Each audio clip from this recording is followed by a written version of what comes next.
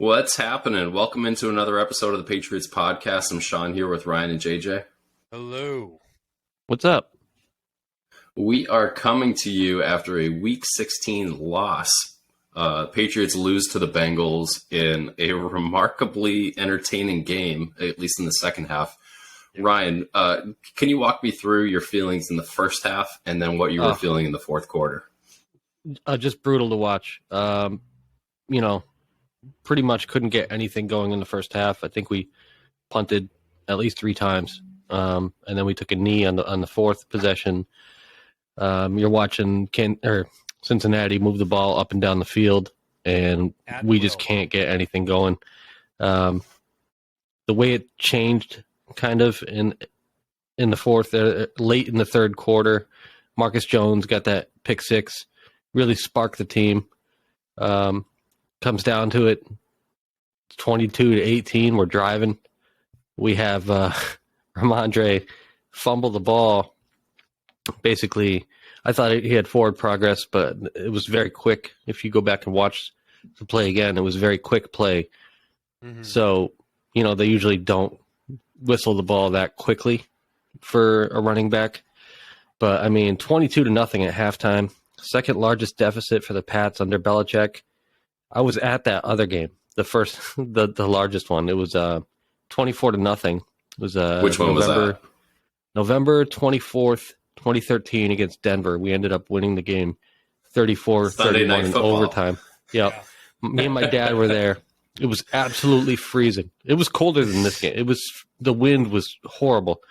Me and my dad. That was the one they punted. They punted in overtime, right? They won the coin toss and punted. I can't remember that. They chose the end zone instead of receiving the ball in overtime. Yeah, I think you're right. Me and my dad hugging strangers, and those are the good old days. I miss those times. It's Christmas Eve. I'm watching this first half with my father. I got there early so we could watch the game, and man, me and my dad were just kind of like, oh, this is fucking horrendous. And we can dig deeper into this game, especially like the X's and O's of the first half, but why don't I just break down nice. the first half here? The Bengals go touchdown, field goal, 13-play drive that ends in an interception, and then a touchdown. Those are their 5 possessions in the first half. Yeah. Patriots go 3 and out, 1 first down and punt, 1 first down and punt, end of the half. That's the dichotomy between the two teams in that first half. It was domination. 70 net yards, 8 minutes and 57 seconds out of 30. The third down plays were horrendous. The first play of the game, even, the first passing play of the game, was Jonnu on a deep slant. He rounded it, and he's going to be wide open, and he collides with Hunter Henry. Yeah. It would have been easy 22 yards. Instead, you have a punt, and Henry gets injured. Doesn't say offensive ineptitude on the first series. It's like first 2 series for Patriots too. It's right away we go 3 and out. Our third down plays are third and 4, third and 6 manageable plays. Nothing. It looked like Ryan just said, atrocious. Guys running hot routes running into each other. Why are they even that close on the damn field? Like, they shouldn't be close enough to be running into each other. That's part of an offensive game plan, as we've really hammered in here for the whole season. Just it kind of showed. We were texting each other, how bad it was. It was embarrassing. Can we do anything? And then, like you said, the second half completely turned it around somehow completely shut their offense down, which I think is as surprising as our offensive, kick-starting there, getting that going. And Bengals put up a goose egg in the second half after looking unstoppable in the first half. A lot of missed extra points in this game, which was weird. All of them. Weather. All of them. Weather. You know what? I guess that pissed me off that we couldn't get anything there. We scored 18 points on 3 touchdowns. It's like you couldn't score anything. If we scored anything on any of those touchdowns, all you needed at the end was a field goal. instead of a touchdown. So, it was, but you could say that for them too. I mean, they missed a field goal. We missed 2 extra points. They missed an extra point. I just feel like it was, every week here we get to a point where it's like, it doesn't seem like the players aren't playing great for sure, but it's just like, what is the game plan going into this game? There's a thing of, Kurt Warner released some notes online about him watching a game and how terribly offensively it was. And it was probably the Patriots is what everyone's saying. And it's like, what was the offensive game plan in the first half? To do nothing? To give them the ball? You know what I mean? It's like, it was brutal. And then it was so disorganized. It was disorganized. Penalties, play calling, the details of the route running were not there in the first half whatsoever. We talked about that first third down where Jonnu and Henry collided. Just no depth perception of what the other guy's running. The second third down was trips right, and we had two Cincinnati defenders on that side of the field. So you obviously zone coverage. They snap the ball and immediately Mac is looking at Jonnu Smith, and Jonnu Smith is running into the flat, and he's looking like he's trying to block. Like he's not looking at Mac whatsoever. Right. Mac ends up checking down to just throwing the ball at Ramondre's feet, and he throws his hands up. He's like, "What the hell are you doing? What's going on here?" What? Yeah. What? And then there was right after that. There was that punt attempt by Pilardi where he dropped the ball and then picked it up and punted it. Yeah. I mean, it was a comedy. It was just a comedy of errors. And then it was. It was an embarrassing first half, and it keeps getting worse. It's week 16? Like, this stuff isn't supposed to be happening week 16, week 17. Last week against Oakland, it's like we're supposed to get things going by now, and it doesn't appear that we've made any improvements from the beginning of the season. I guess the offensive line play has gotten, maybe I don't even think the offensive line play has gotten better. I think they've just gotten better at getting the ball out quicker on the few things that have worked. But I mean, just the whole thing, and then how you almost come back to get a win and you don't. I want to say, I don't know if you guys noticed this, but as we start talking about the second half, Joe Judge was leading some offensive meetings in that second half. I don't know if anyone else saw it, but there was this clear time, and I think it was 7 minutes left. Joe Judge had the entire offense over there, and Matt Patricia was not there. Yeah, you did text us about that, and I'm curious to know what happened there. Yeah, we're not going to find out. I mean, who are we going to ask? Like, Belichick's not going to actually say anything about what happened there. To your point about the offensive line, that needs to be the focus for Matt Patricia, I would think. Yeah. If you're going to be coaching them, like, that's the number one unit that needs to perform better offensively. And when you rush for 60 yards total in a game like this, you're not going to win. Like, it's just that, like, so that's on the offensive line, I would think. Mac Jones' numbers are a bit inflated by that, tip touchdown to Jacoby Myers. That was a prayer on 3rd and 30 or whatever it was. Yeah. Scotty Washington, you think he did that on purpose? No, I don't. I thought so in real time, and then on the replay, no, it doesn't look like it. And he's that was back incredible. on the practice squad. Well, and Sean, you have to say, Kendrick Bourne was fantastic in this game. When he was on the field, he was making plays. A 29-yard run, 6 catches for 100 yards, touchdown. He's the only guy with any juice on this offense right now.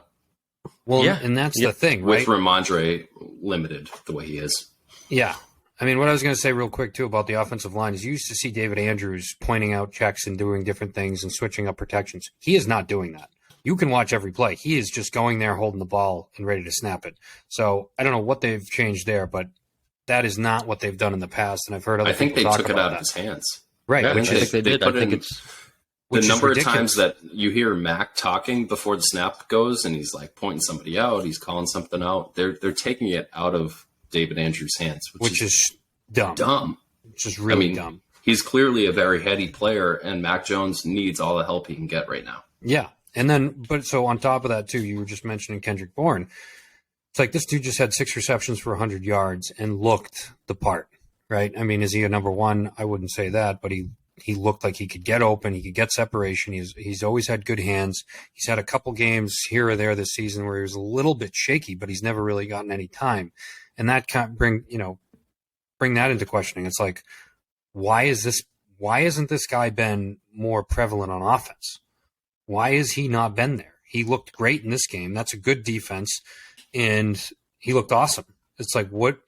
And that almost plays into the Joe Judge thing too, is because, Joe Judge seemed a lot more available and around in this game than I can remember, especially in the second half, and then leading to that sideline meeting where he was running it. He was clearly talking to the whole offense, and Matty P wasn't there, as I said, and Kendrick Bourne was going. It's like, was there some kind of switch there that nobody really talked about? Yeah. Because it seems like there's a few things that are pointing at, okay, Joe Judge came in and he started putting Kendrick Bourne. I know there's injuries and stuff, but Kendrick Bourne became the focal point a lot of times on the offense as opposed to the second or third or fourth option. I know exactly what you're saying. And Aguilar disappeared. And he was totally disappeared in the second half. Right. And, I don't think any of us are sitting here being like, Joe Judge is the answer for calling this offense. Not at all. Joe Judge might be in Kendrick Bourne's camp. He might be in Kendrick, and he might just call a better offense for what's going on. It's like, okay, if he can call somewhat of a semblance of an offense for the rest of the year and allow Matt Patricia to focus on offensive line, that seems to make a little bit more sense than what's going on, because what's going on now makes zero sense. You can't even, it's been a train wreck. So, yeah, the hardest part to stomach about the whole thing is Belichick's always preaching that he's just going to do what's best for the team, put the team in its best position to win, and that just hasn't been the case. You look at what Bourne does when he's out there, then you're saying, I know there's been a couple alignment issues, pre-snap, a couple times where it looks like he doesn't know the play. But after the game, Belichick's asked, why has Bourne's opportunities been so few and far between? And he had 2 answers in that press conference that really pissed me off. Why have his opportunities been so few and far between? No particular reason. Yeah. That was his answer. No particular. What do you mean? No. Bill, so what are you going to do? Is that what you're telling us? He should be in there because there was no particular reason he wasn't in there. So. Right. The other question, Bill, what are you going to do the last 2 weeks of the season to keep guys engaged? We're going to keep doing what we've been doing. Well, right. That's what you've been doing isn't working. So what are you talking about? Like, at what point? I know it's late in the season. You don't want to change things too much right now, but to say we're going to keep doing what we've been doing that's failure. You know what I mean? Like you haven't done shit. That's not good enough. That's not good enough. And thinking about some of these losses too, where Kendrick Bourne was basically non-existent in these games, and if you had maybe one more offensive drive or one more big offensive play to get you in scoring position, you'd have won. It's like Kendrick Bourne maybe could have been the difference if he was actually in there playing instead of having Jonnu Smith get a lot of time, or Nelson Aguilar, or one of these guys you paid more money to that it seems like you're trying to get going and aren't doing anything.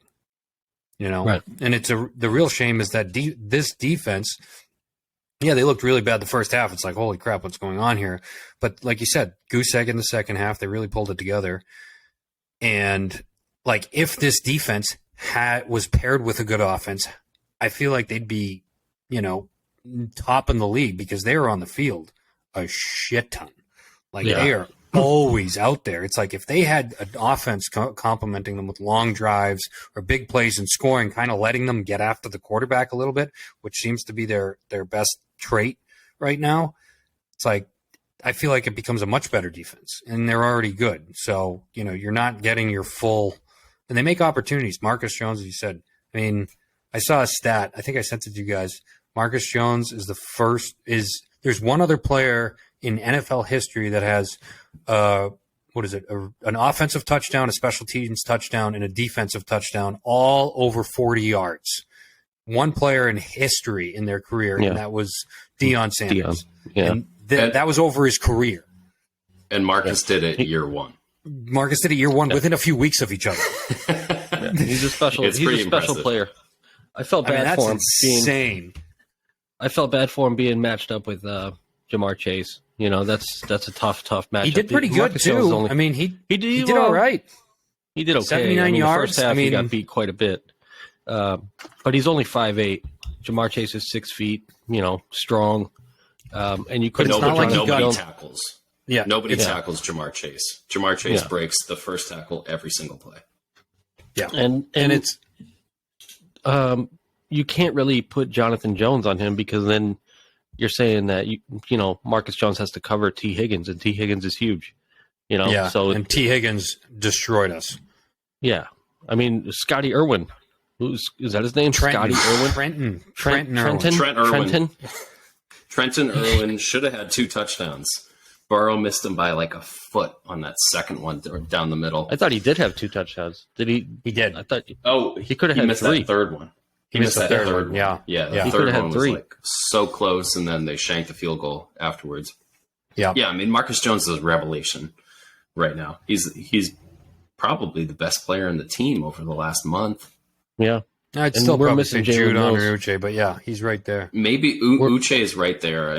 Uche's playing better than Judon is right now. I wonder if Judon's a little slowed down given the volume. I don't know, dude. He's had to work. I feel like people have been keying in on Judon more, and they've been having him do other things, and he's still making plays. Like, he still got a sack a week ago. This past week, he had that forced fumble on Jamar Chase, was I thought an incredible play. I don't know if you guys, play. Jamar Chase caught it. Falls on it. Yep, Judon is just kind of out there in space, grabs Chase, pulls the ball right out of his hand, or basically, pulls the ball out of his hand essentially. And when we needed the ball back, that's a big time, big defensive player play there. So I still think he's been pretty impressive, and Uche's been kind of allowed to swarm a little bit. I think Barmore still looks pretty good when he's out there. He's not showing up too much on the stat sheet. He hasn't been out there too much. When I see him out there, I feel like he's great. But he wasn't out there a ton this game, you're right. Overall, when we're talking about this game, all 3 of us picked the Bengals to win this game. Right. And then I think Ryan texted us in the fourth quarter, and he goes, "How in the hell are we still in this game?" Yeah, exactly. And it's crazy. Were. And we were like this close to winning it if Ramondre held onto the ball. At the very end there, I'm sitting here going, okay, the Bengals just scored a touchdown with 2 minutes to go in the first half. Their drive was 2 minutes at the very end of the first half to score a touchdown. Mm-hmm. So I'm like, let's make sure that they have less than 30 seconds with the ball at the end of this. Right. And so I'm very much a proponent of running the ball there, very near the goal line. We're all Ramondre fans. We want them to give him the ball at least 2 times, first and goal. Mm-hmm. And unfortunately, he gets pushed backwards. It gets popped out. I thought upon a slow motion review that it should have been forward progress, but the way they explained it was he wasn't in the grasp. So that makes sense. Yeah, I guess. I was pretty livid. I think my neighbors know how I felt about it. I feel like they could have called that. They could have definitely called that in favor of us for sure. But the thing that annoyed me there is, I know exactly what you're talking about too, Sean. Like, I was thinking that clock versus not clock, but with this offense, the way we've been so terrible in the red zone, I was like, just score. I don't care if it takes 10 seconds off or not. Like, we need to get a touchdown because something bad will happen. And then the other thing is, I don't really you can't really blame Ramondre. He's made so many plays for us this season. But I feel like they called the same running play 4 times in a row. Yeah. Right? There's not much variety with the running. You know what I mean? It's like, I was looking, I was like, Ramondre can get the edge. Like, we all know Ramondre can get the edge. And I was like, why don't they run to the outside here? They ran 3 plays in a row up the middle, right up the A gap. All this wedge play, like no pulling, no nothing, no nothing. Just like right. It's like, oh, we're going to score and they're not going to stop us. It's like, can you guys like play football a little bit here and not just run the same play over? Literally, I feel like that's why they did it. That's why they were able to strip it, because they knew, oh, they're going to run up the A gap again, and there was like 15 people there. There's the entire defense in the A gap because they were like, yeah, they're just going to run it again. They've done this before. They run the same play over and over again when it works. So just flood the A gap. That's where they're going to be. And that's where he was, and it caused the fumble. So good on them. But, once again, shame on the coaching staff for being like, oh, yeah, they won't stop it. It's like they were leaving the edge wide open. We were fortunate, extremely fortunate. I mean, 2 turnovers in the second half. One of them was a pick six. Fumble, missed field goal. I mean, extremely fortunate to even be there. Close. Sure, absolutely. Like the Bengals won the game lucky. In the first half. Really, I mean, they had 2 drop touchdowns too in this game. One by Higgins, one by Chase, where the defenders are beat. I think it was Jonathan Jones on both of them. Burrow had 40 completions in this game. Yeah. Well, look at the first half. He was 28 for 36 in the first half for 3 touchdowns. And an interception. I mean, that's when you're down 22-0 at halftime. It's basically that's it, And we can fault Ramondre, for the last play of the game, but there were plenty of opportunities in this game to. We shouldn't have been in that spot. You need the ball. You put yourself in a bad spot and you lost the game, and down 22-0 at halftime. You can't really complain. You can't put it on Ramondre. I mean, no, he didn't do anything wrong in the first half. It was just you couldn't move the chains at all, and more of these routes that are like, hey, we're gonna run. It's 3rd and 6. Let's run a 4-yard slant here. You know what I mean? Like right. And you watch the Bengals. Everything's over the sticks. Yeah, everything's over the sticks. I mean, every 3rd down, it seems like they throw it 3 or 4 yards short of the sticks and expect someone to make a play. Every single time. And that comes down to, like you were talking about earlier, Ryan, and we've talked about it a lot, is the, route combinations, route trees, spacing. It's like, why are we calling for, a play where 3 out of 4 people running a route are behind the sticks? 2 tight ends running into each other on the 3rd play of the game. Right. It's like, what the heck? Like, I could call a better freaking offense. How is it that bad? How is it that bad? So, who's the stat? I know, and we know why. And then Tyquan Thornton, I thought almost if he reeled that deep one in, he should have had that. He had a few targets this game. I feel like he's another guy that kind of showed a lot of promise and maybe has regressed in the past so many weeks. Really hasn't been able to, flourish. That's true. And this is another game where 10 penalties. I mean, 10 penalties for 82 yards. That's the game right there. Just beating ourselves. 50 yards you could have scored. You could have in the end, field goal. This was a game where we talked about it last week. They were outmatched. The Bengals are better than the Patriots. Yeah. There's a very short list of teams that look like they can win the Super Bowl right now, and the Bengals are on that list. Yeah, definitely. And the Patriots are far away from it. And so the fact that they were able to hang with them, I mean, great. I think it's a testament to this defense. It makes you think about, this defense is good enough where if it was paired with a competent offense, not good, but competent, they could at least make a playoff win. Absolutely. But the way it looks right now, that's not the case. Well, and on top of that too, I mean, the fact that they were able to come back and get a couple touchdowns in the 4th quarter, I feel like they do have talent on offense. Like we see glimpses on offense of, guys can get open and catch the ball and run downfield and make plays. And that is there. It's just they don't know how to execute it. They don't know how to get there. Whether that's practice or coaching. Who was the announcer? Was it Charles Davis? It was Charles Davis, yeah. Sounds right. I think it was Charles Davis, and he was saying that the reason the Patriots weren't scoring points was a talent issue. I didn't see that at all. I thought it was a detail issue.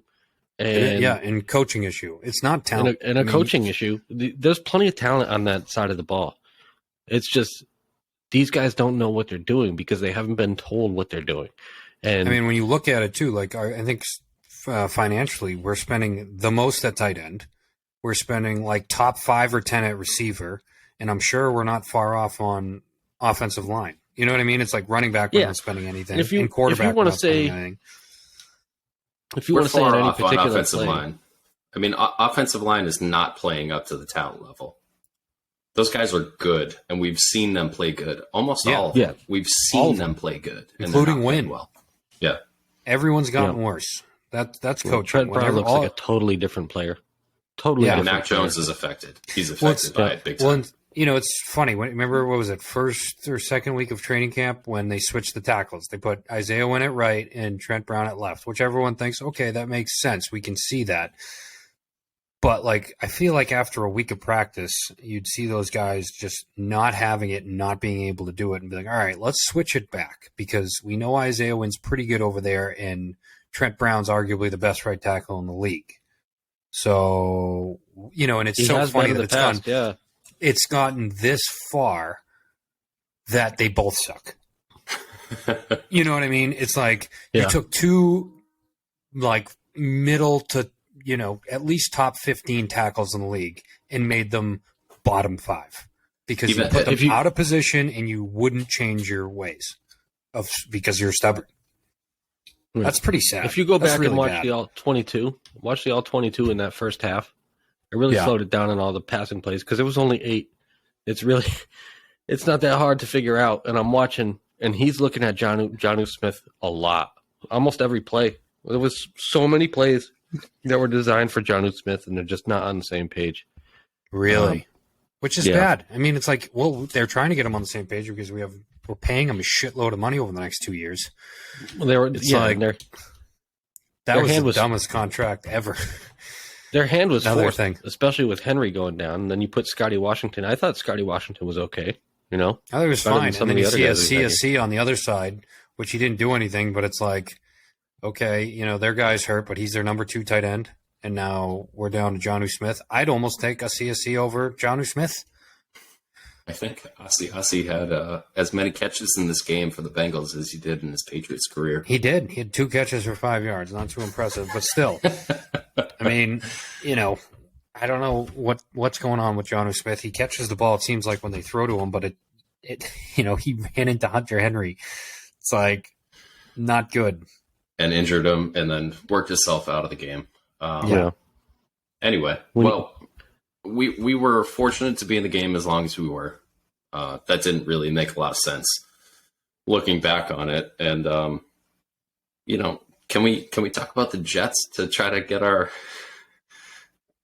to feel a little better? Right, to feel a little bit better. Yeah. All right. I mean, did you see the Jets on Thursday night? Zach Wilson was being booed constantly. Yeah, they don't like him. He's been moved to the equipment room at this point. Like, he is so far down the depth chart. That dude. I don't think I've ever seen reports. I think it's over. I don't think I've ever seen it's over. Reports from inside the organization saying he's never going to play for the Jets again.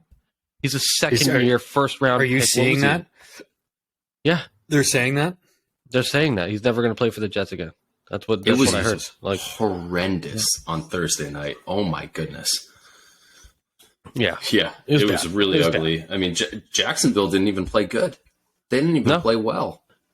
You can win if you don't. If the other team can't move the ball at all, and they score 3 points, it's kind of hard to lose that game. I was watching the game. I was like, don't do anything. Just punt the ball. Just punt the ball to the Jets. They're not going to do a single thing on offense. And is that bad? I mean, Mike White was immediately, as soon as Mike White is said healthy, they're like, "Yep, Mike White's in. You're out." Oh yeah, 9 for 18 and an interception in a whole game. They put in, they did put in, what's his name, Streveler or whatever. Yeah, he went 10 for 15. He moved the ball. That dude throws it worse than I do. That dude's, I don't know what's wrong with his elbow, but he doesn't pick that elbow up at all. He throws it. He runs too. Yeah, he runs hard. That dude runs hard. But so we can feel good that we're ahead of the Jets. Well, them losing is keeping, and Miami keeps losing. It's keeping the Patriots somehow alive for the playoffs. I don't know how it's possible, but I think we're in 8th place right now. We're still one game, one spot out of the friggin' playoffs. Yeah, and we can leapfrog Miami with a win this weekend. And I think it's fortunate for us that we're doing this podcast later in the week on Thursday night, that we get the details about Miami. Tua's out. Tua's in concussion protocol again, which, poor guy. Really got to feel for him. He completed that game. the way that turned out in the second half, you're like, what is going on? And now in retrospect, it makes a lot of sense. You got to think a lot about what's going on with the doctors and what's going on with the spotters and the coaches and all that. But Miami's in a tough spot if they got to go to the backup quarterback right now. And Teddy. They got to go on the road into cold weather this weekend to face the Patriots. And then I believe they have the Jets in week 18. So it's not an easy road for the Dolphins, and they need to win one, if not two games to get into the playoffs. They drop one. Dolphins drop one 20-26 to the Packers. Fun game that helps the playoff chances, the Pats' playoff chances. I thought there was some interesting special teams plays by both teams. Dolphins allowed a huge kickoff that gave Green Bay 3 points, and then a failed onside kick early in the first half that ultimately led to a touchdown in the first quarter by the Packers. Packers faked a punt in the first half, give the Dolphins field position that led to 3. You know what? Really I was weird. just going to say, speaking of a fake punt, where are the Patriots' trick plays? Can we just not run a trick play? I know it's not something to rely upon, but when you need it, next level. We've ran it in the past. When they're like, "Oh, we can't get anything." Last year we ran a bunch. The year, but Cam Newton year we ran a ton. It's like, I guess our coaches, they literally don't know how to run a trick play for the life of it. The trickiest we get is the end around, and the end around like fake. That seems to be. I mean, it's kind of funny, isn't it, that we have Jacoby Myers, who's a quarterback and pretty good there, and you can almost use as a kind of like a little gadget weapon. Occasionally, I'm not saying like every game Myers throw the ball again. They're not going to let him throw the ball again after Vegas. I don't want to see him throw the ball again this year. Stupid. Maybe Come next on. Year. Maybe no, next you know what I mean? Like, there's not been a decision in his hands after that. No. I can't believe there's been no trick plays this year. Like, that's something you can usually rely on for at least on a bad offense. Okay, well, they could go to a trick play. No, we can't do that. You look at our special teams coordinator, and every time he's talking on the sidelines of Belichick, it's like, oh, I don't know what happened. Like, literally, dude. Yeah. What is he still doing on the team? He's like, special teams has been terrible. I can't believe they weren't ready for the snap on that punt. It's like, maybe you're not doing a good job, pal. That's you. He's bad. Cam McCord. Oh my god. Elsewhere in the AFC East, Buffalo gets the victory over Chicago, and we covered Miami before. But some of the other games that were important for the playoffs in terms of the Patriots, Tennessee loses to Houston. Kind of big because now Tennessee and Jacksonville are both below 500. They're both. And Tennessee's already getting their ass kicked right now too. All they can really do is try to win that division and not go for a wild card. So that was huge. I mean, how does Houston win that game? I think the only reason Houston won that game is because they had a 2-game lead for the first overall pick, and so Lovey didn't get that call in the fourth quarter. It was like, throw an interception immediately. Yeah. Well, dude, the Titans. The Titans are so overrated. The Titans are getting their ass kicked right now. I mean, they're 10-0. So injured. They're so injured. And Malik Willis is, that's bad. lost. He's bad. He got benched. He's not going to play tonight. Right. Who are they starting? I don't even know who they're starting. They're going to start, I don't know, somebody that we don't even know. But so that was Tennessee. And then. Yeah, the boys are kicking in their ass. One of the other games, Vegas actually lost to Pittsburgh in that Immaculate Reception reunion game, the Franco Harris game, in a game that really it looked like they should have won. And then leading to Derek Carr being benched for the rest of the year. Benched and kicked out of the building, effectively. Right? It's kind of funny that it's been such a train wreck over there, and he's been a pretty decent player in the past, and they blame it all on him. It's all his fault. It's all Derek Carr's fault. I mean, I'm not the biggest Derek Carr fan by any means, but I feel like he became Josh McDaniels' scapegoat, and it's really Josh McDaniels shitting the bed effectively again. Yeah. I mean, do you think it's all like Carr has played bad, but they're starting. Stidham's terrible. Stidham. Stidham of all people, you're going to start Stidham, and you think that's going to help you? Right. I don't understand that. They're like, oh, we want to see what we have for young talent, is what he said. And it's like, are you out of your mind? Why? There's still an outside chance you can make the playoffs. Literally. And they've already given up. I think it's a scapegoat situation. He's saying that Carr can't play or whatever. And it's a contract thing. It's a contract thing. Because they owe him a lot of money or something, right? Well, if he's hurt, then they have to pay him a bunch of money next year. But if he's not hurt, then they can cut him for no money. Right, so they're like, let's get rid of him. Josh wants to get rid of him. I think that's pretty bad. He's not hurt. Well, because, not only the Derek Carr getting rid of him, Devontae Adams just signed a huge contract to go play with Derek Carr. He took less money to leave Green Bay and go to Vegas to play with Carr, and now you're going to cut him? Or you're getting rid of Carr? Yeah. It's like the way that they seems did like you're Carr, stirring up no way. lot of shit. That's that's very Matt Patricia Lions-esque of just like burying players and losing the locker room immediately. Yeah. I think Derek Carr is never going to play for the Raiders again. I mean, looking around the league, I think there's a slight chance he could be here next year. People are saying that. I'd rather go again with Mac. I mean, I know people aren't the biggest Mac fan. I feel like if you get Mac an offensive weapon or an offensive coordinator who can call a legitimate offense, I mean, the second half against the Bengals, kind of you see flares of this kid can play. When he gets some kind of a clean pocket, he can actually play. And I feel like it's, we said it in the offseason where if the offense looks terrible because of Matt Patricia and Joe Judge, everyone's going to blame Mac Jones and say, oh, yeah, Mac Jones sucks. It was all Mac Jones' fault. He was the reason, he can't play. And it's like, yeah, but in training camp, we all knew if this didn't work, it wasn't really going to be Mac Jones' fault. He was going to look bad, but it was just really supposed to be the coach's fault because we all knew it would fail. So I'd rather give him another shot, maybe get him another weapon. I feel like starting over it's too quick to start over with Carr's a 10-year veteran by next year or something. It's like, that's a lot. Yeah. If Mac didn't have last year where he looked good, right, then you'd be like, he's like Zach Wilson. I mean, right now he looks like Zach Wilson, but if he didn't have last year, then you'd be like, then yeah, he's. But also, he had the Minnesota game, he had the second half of this game where he looks good. Like I feel like Zach Wilson's had maybe like a quarter of football this year where he's looked good, like his first round status. Mac's had a lot against more. Pittsburgh, yeah. Fourth quarter against Pittsburgh. There you go. Mac has had spurts throughout the season where you're like, okay, he can play. He's just scared shitless back there and doesn't trust anything going on in front of him. And that's, I feel like, reasonable at this point. Yeah. From what we've seen. Okay. Some other games from this weekend.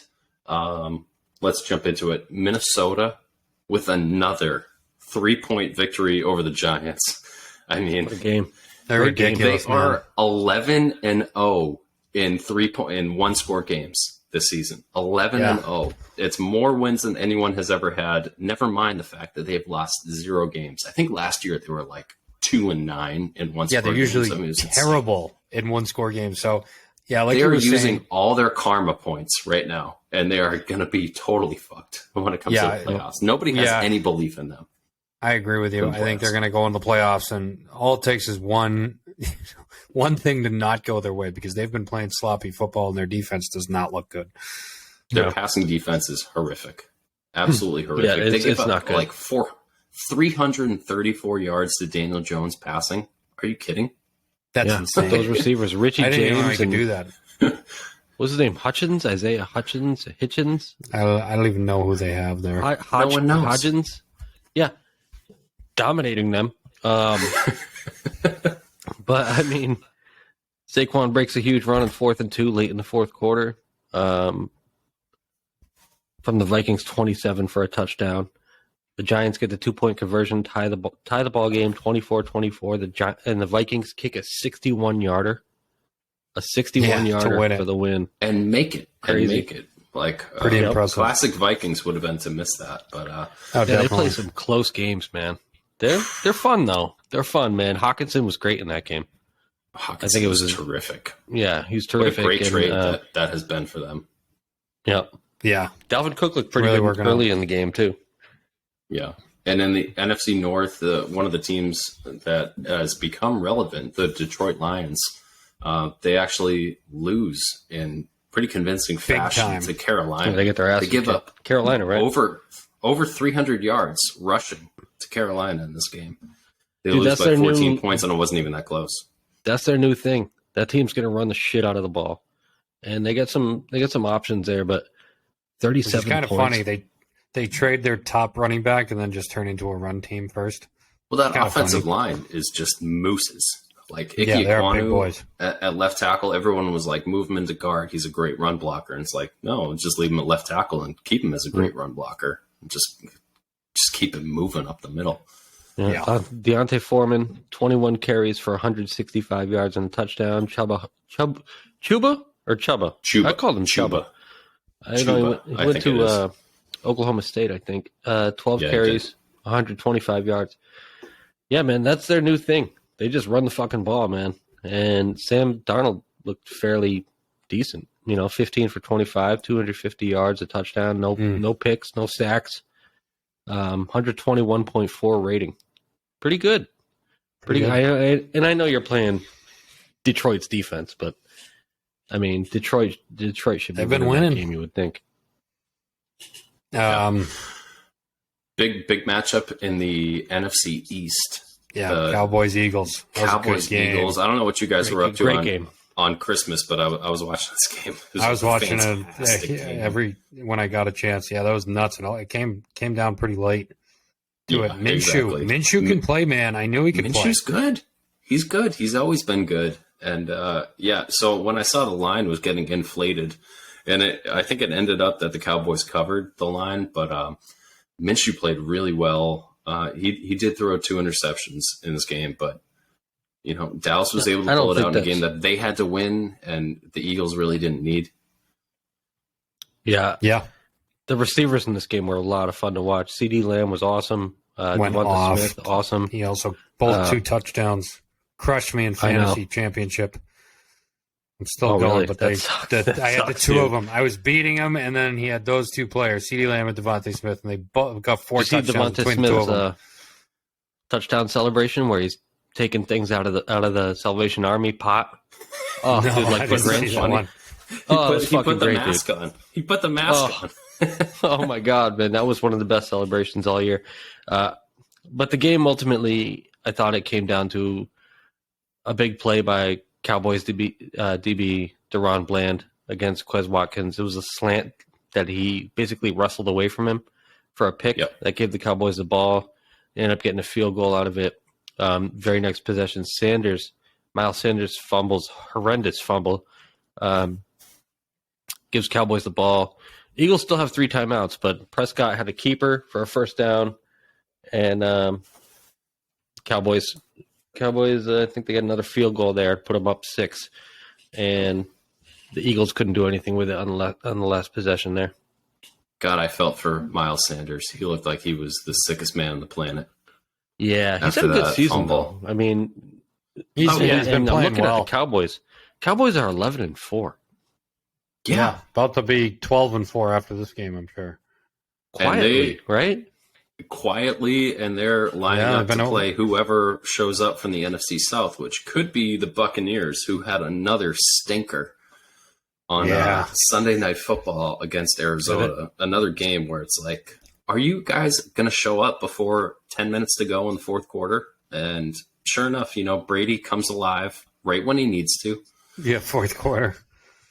And all it was, they were just hitting these passes to the flat, just handoffs to the flat, passes to the flat. That was it. They couldn't protect at all. Like J.J. Watt was taking over the game. That defensive line was taking over the game for the Cardinals. And Brady gets it. I mean, he can't be stopped in the fourth quarter. No. If anyone has a close game to him in the fourth quarter in the playoffs, good luck. You just cannot leave it within one score. I know, but just like with one score to go, that guy in the fourth quarter, he's legit. But for 50 minutes, he sucks. He was missing passes all over the place. He was like throwing it wide on out routes and all kinds of stuff. Yeah, he doesn't look himself, man. Their whole team is falling apart. Yeah, they're not a lot of fun to watch. They're pretty boring when I watch them, They're very boring and frustrating. Very frustrating. And then the Chargers beat the shit out of Indianapolis in a game that was never close. on Monday also, night. the Rams beat the complete shit out of the Broncos. Yeah. I mean, Baker played pretty well. Good thing I didn't start We should talk about that.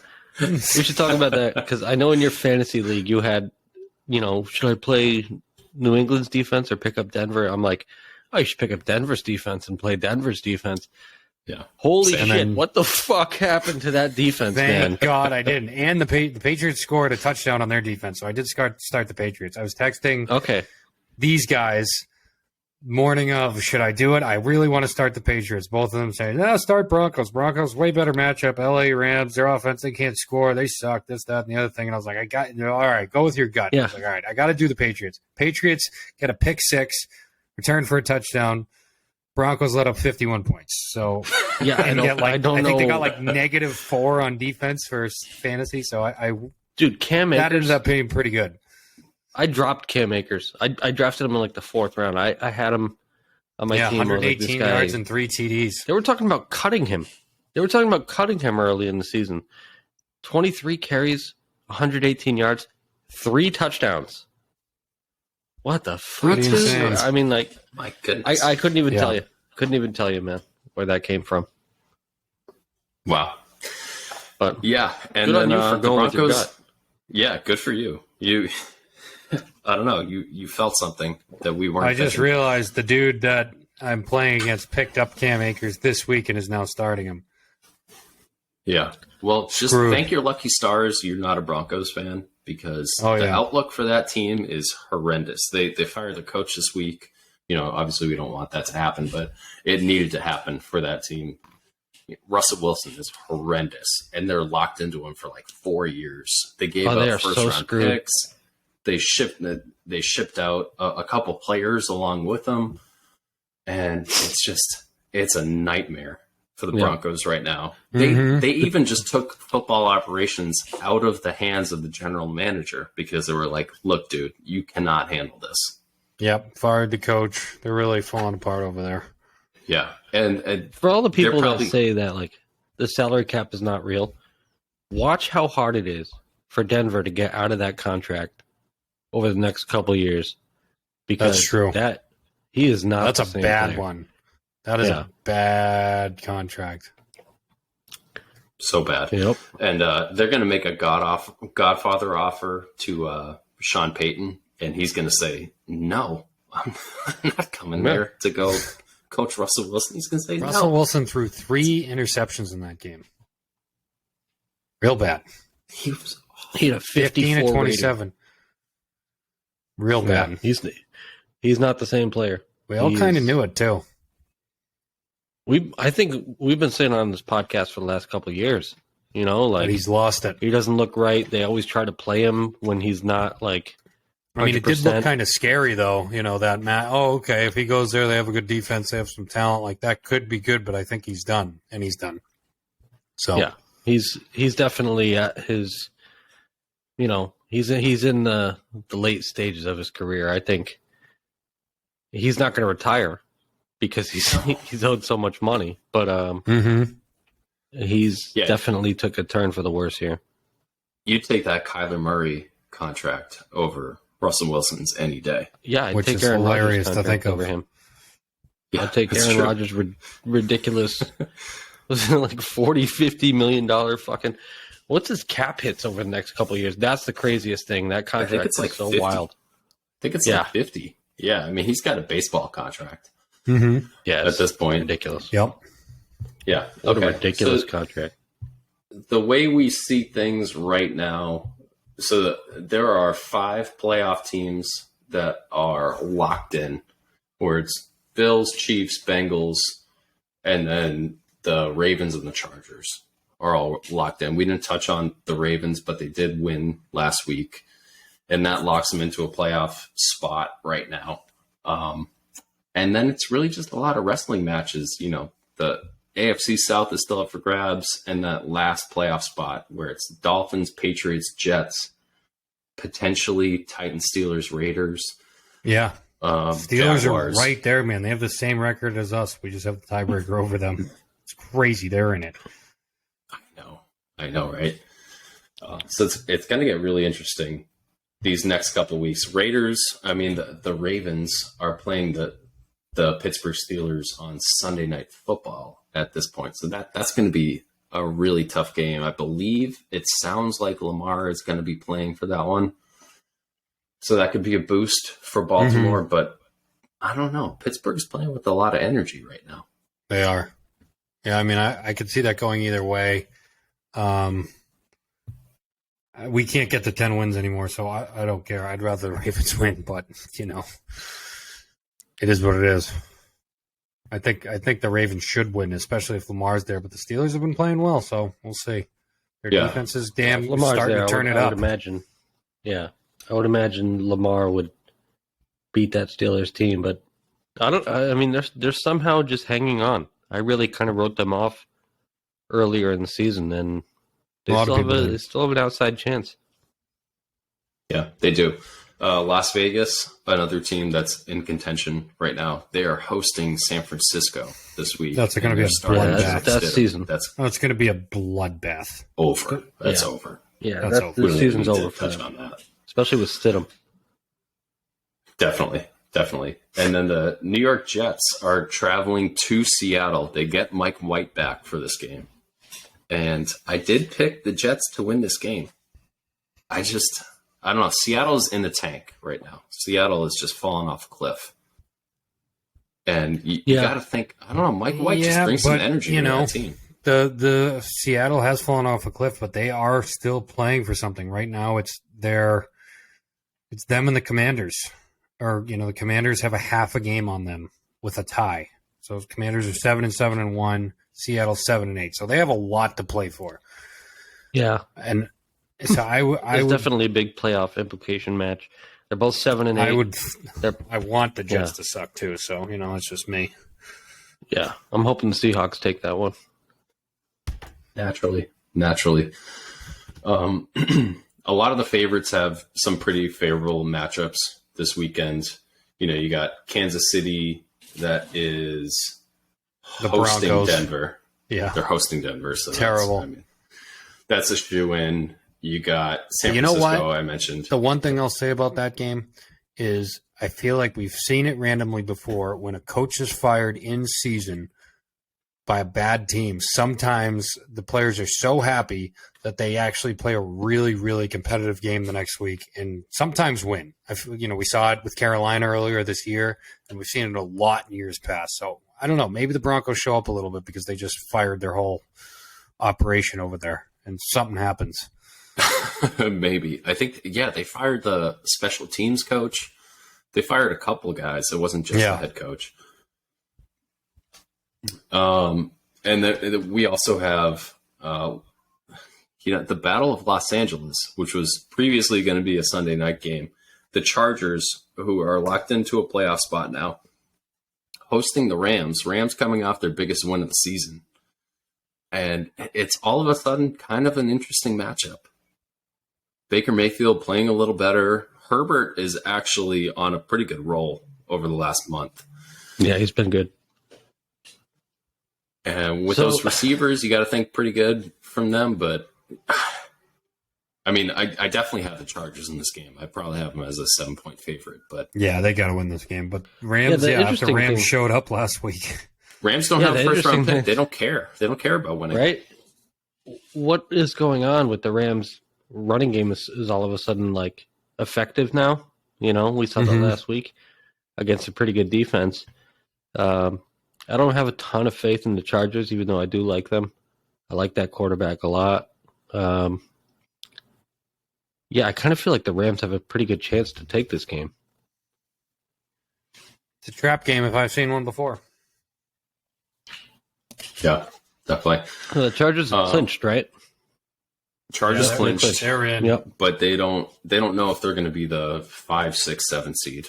It still could be malleable. It'd be a good chance to maybe not this week, but I would definitely consider resting Herbert because he's been under some duress this season. I don't know when it would be, but that would be ideal for them. Not this week. All right, let's talk Pats Dolphins. So we mentioned before, Tua is injured, is already ruled out for this game. Teddy Bridgewater is in as a starting quarterback. Mm-hmm. In the first matchup between these two teams, the Dolphins scored 10 points on offense. They had the pick six that turned into basically the game winner defensively, where the Patriots just took away Tyreek Hill. That's all they did. And then Jalen Waddle had that slant pass that he took for a touchdown. That was a huge play. I think it was on 4th and 8. It was something like that. Mm-hmm. You got to think that the Pats are going to be able to at least double team Tyreek Hill in the way that they have done previously when he was with the Chiefs. Yeah. And then that kind of limits what they're able to do offensively. I always feel whenever I watch the Dolphins, I'm like, just run the ball more. Just run it more. Because everyone is so worried about the speed on the outside and everybody getting deep. There's 2 safeties. They're all playing back. And that for whatever reason, we saw it in Buffalo, where Raheem Mostert goes for like 150 yards in the first half and then basically disappears in the second half. And you're like, Why are they not running the ball? So if the Dolphins do run the ball, which I think they should, I think they're going to walk away with this game. But based on their track record, I don't think they're going to make that decision. And they're going to be going into Gillette. Patriots have been home for a couple of weeks now. And are we able to protect Mac Jones enough to score 20 points? It seems like 20 points is the barrier that we just can't get over. So, I mean, I don't know the answer. I'm going to pick the Patriots in this game. I am going to pick the Patriots, but I'm worried. I mean, I'm definitely going to go with the Patriots in this game. Miami has had a pretty damn good season so far, but the last 4 games, they've been on a slide, and they've had 2 of the only game they're really – it was really, I mean, the Chargers game was somewhat competitive. They didn't score a lot, but the Bills game was really competitive. I thought this Green Bay game, they kind of, they were trying to keep it close, but Tua just threw too many interceptions. I feel like it's all catching up with them. Momentum slowing down for them. They've had a tough road. Like you said, it's not easy to play in New England. I don't know what the forecast is for the game. Let me look at that. I think it's going to be nice. It's going to be like 30s, 40s. Which isn't nice for them, but is nice for us. So I would say that's somewhat of an edge. It might be raining Sunday, is what they're saying. So that wouldn't help anything. Cold rain for Miami doesn't seem to fit their game plan. We got to win. We have to win. We need this. They're on a slide, but it would make sense for them to beat us because we will find a way to lose. So I'm hoping we win. I think we match up with them okay at this point. Their starter, their backup quarterback, Teddy Bridgewater, looked bad early in the season, I remember. I think he had 1 decent game, right? And then besides that, he looked really bad. Yeah. And just overmatched and, slow and unathletic. So if Tua was in this game, I'd definitely feel different about it. The fact that Teddy's playing, it's let's see, he's got a 61 completion percentage, 3 touchdowns, 3 interceptions. So very, very average, not very good in terms. So our defense should take advantage of that. Give some more context to that. Tua got knocked out of the Bills game in week 3, and then they lost 3 straight games until Tua came back as a starter. Right. Yeah, I'm not that concerned. I think the Patriots should win this game just based on how they perform on defense against Teddy Bridgewater as the backup. You look at it, it's number 2 ranked pass offense in the league for the Dolphins, but I don't think that is going to be the same with Teddy Bridgewater under center. Their rushing attack is pretty feeble. 27th ranked rush offense in the league. That's not that good. And I think we can get some things going against their pass defense. If we can get some things going as far as like just being on time, on schedule, ahead of the chains, not getting to third down so much. It's the 28th ranked pass defense. So if you're ever going to move the ball on a team, this is one of the teams that is ideal to do that with. I feel good about the Pats in this game for some reason. Yeah. Even after watching that first half last week, maybe we make some plays. The one thing that's really nice here is Marcus Jones is a little guy, but he's fast as shit, and he's not so much of a matchup nightmare against these little receivers they almost have 3,000 yards in between them for the season. It doesn't look like Jalen Mills is going to play, but Jonathan Jones and Marcus Jones are kind of like speed slot. Like they match up fairly well with, I mean, not favorably, but fairly well with Jalen Waddle and Tyreek Hill. Yeah, that's a great point. Definitely. Smaller cornerbacks against, Tyreek Hill's 5'8". I think Jalen Waddle's 5'10". Well, Marcus is in concussion protocol, so we'll see. Hopefully he plays. He was sitting out on Wednesday. Right. I don't know if he's back to. They have a lot of injuries. They have like a ton of injuries. You have that listed there? I am concerned about what is going on with Jalen Mills. I mean, I don't know. He's probably got like a. Jalen Mills has been out for 5 weeks, 4 or 5 weeks now.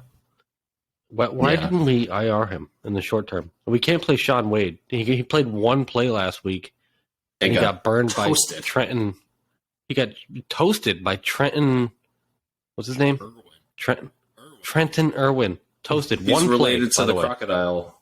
Steve. Wrestler. Is he? No, he's not. No. He really is? It's believable. Oh, my God, dude. Oh, no. It's believable, dude. Don't fuck with me, dude. You were hot on that. Yeah. You were real excited about that one. You big Steve Irwin fan over there? I was. I missed that guy. I'm gonna stick my finger up this crocodile's ass. That fucking guy, man. He was the best. I like that guy. Yeah. But it does feel like we have a good chance in this game, doesn't it? And they have a lot of injuries. Does. I'm looking right now for the Dolphins' defense is not scary.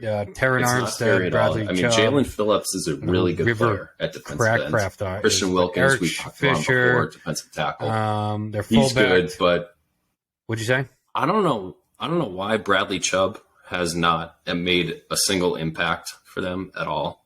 Probably didn't Bradley want to get Chubb traded. is supposed to be push him over the edge, but Bradley Chubb has not done a single thing. Yeah. And then Xavier Howard has had a bad season. Under the radar. Yeah, bad that's season a good point. for Xavier Howard. Yeah.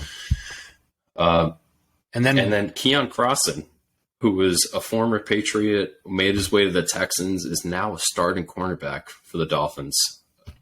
They got some injuries on the back end there, but yeah, as Ryan pointed out, poor pass defense. Yeah, Keon Crossan. It's a good opportunity for us. I'm looking at this Marcus Jones with the concussion. I don't remember him having a concussion. I don't know when that came about. I don't either. Must be the last couple days. Yeah, I think he came out somewhere in the fourth quarter. So hopefully he plays and gets through it, because our secondary is pretty banged up at this point, as we're talking about. But they have a lot of guys out. Tua, Chubb, their tackles. Their tackles being out. We've seen what Uche and Judon do against backups this year, which is demolish them. So, and Bridgewater is not really as mobile as he used to be. So it's not like he's going to be running around a lot back there. He's kind of like a statue these days. Bridgewater's arm has fallen off a cliff as well. I think that just looking at this injury report with Jack Jones, Marcus Jones, and Jalen Mills, all DNPs, is not so good. I think Jack Jones almost played last week too. So I think he's more of didn't play, was close last week, didn't play, but hopefully gets to play this week. At least, if you get one of either him or Marcus, I feel a little bit better about things too. I want Jalen Mills back. That groin injury has been 5 weeks running. Groin injuries are bad, man. Yeah, they're sneaky. Yeah. Right. And then, so what do you guys got for the picks? What are you thinking? I got 2017 Patriots. All right, Granny with the close game. I'm sticking with the 20 points is that barrier. If we get there, we win. Okay. I'm going to go 24-13 Pats. I think we don't score a lot, but we take the game into hand pretty quickly and play with a lead like we haven't done in a while. I'll go 23-20 Pats. I think we can beat this team, especially with Bridgewater under center. And I'd like to see one of these corners come back. Hopefully, we can get at least one of them in this game to match up with Jalen Waddle. I think that Jonathan Jones is a pretty decent matchup with Tyreek Hill, even though no one's really going to win that matchup. With safety help. Yeah. I know. With safety Last help, week, Devin McCourty was just atrocious for the first half until he came up with the interception. Yeah, and then turned it around. Half. I was just sitting there for the first 20 minutes like, God, this guy is just, he's over the hill. Yeah. And then he does that. Is what it is. Yep. Potential game of the year that we should touch on. Yeah. Buffalo Bills going to Cincinnati, Monday Night Football. I mean, how did ESPN luck out this much? Yeah. Their first time of the year, really. Yeah. After Cincinnati looked pedestrian in the second half against the Patriots, I'm taking Buffalo in this game, but I got to say I'm not confident. I'm just excited to watch it. I picked 54 points total this game. I just think it's going to be an offensive explosion. Yeah, I'm going to take Cincinnati. They're at home. I feel like Buffalo has kind of, showed a little wear as the season's gone on. They've had some, they beat the Bears up pretty good, but before that, the Dolphins game was close. The Patriots game was not that close. The Jets game was kind of close. The Lions game was close. The Vikings game was, they lost. So I feel like people have been getting on them in the first half. And as we saw last week, Bengals can get at people really quickly in the first half. They can just go, man. I mean, that's the first team I've probably seen all year where just come out and just score, and you can't do shit about it. So I feel like that's playing against Buffalo's weakness there. They're going to go. I can see Bengals going up quick and Buffalo getting a little nervous, losing the rope a little bit. Yeah. But we need the Bills to win. As a Patriots fan, right? We want the Bills to win because then more likely chance that they keep the number 1 seed and Kansas City will rest some guys. And the Chiefs to lose. We need the Chiefs to lose, but that's pretty unlikely. Aren't they playing? Who do we say? Denver. We talked about right. It, oh, trap game. Yeah. Big trap game. Trap game. Big trap game. I'll be rooting for Denver like no tomorrow. Yeah, I like Buffalo in that one. I think Buffalo takes that one. Yeah. Both outdoor teams playing in Cincinnati in December, or January, rather. January, so, yeah. That'll be fun.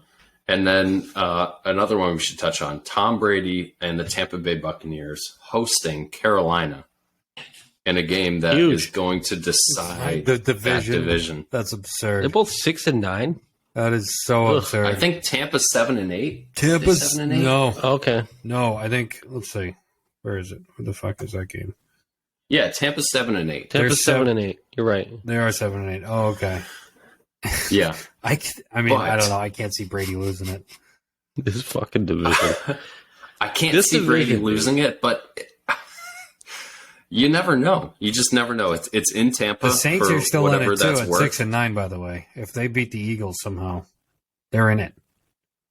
Saints have gotten swept by Tampa so far this year. Oh, okay. Yeah, it's one of those games where it's like J.C. Horn is out for Carolina, so that's a big loss for them going up against some of the taller receivers that Tampa has to offer. Tampa is just so disappointing. Yeah. They really are.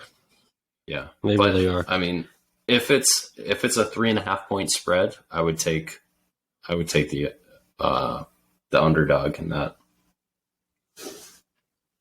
Yeah.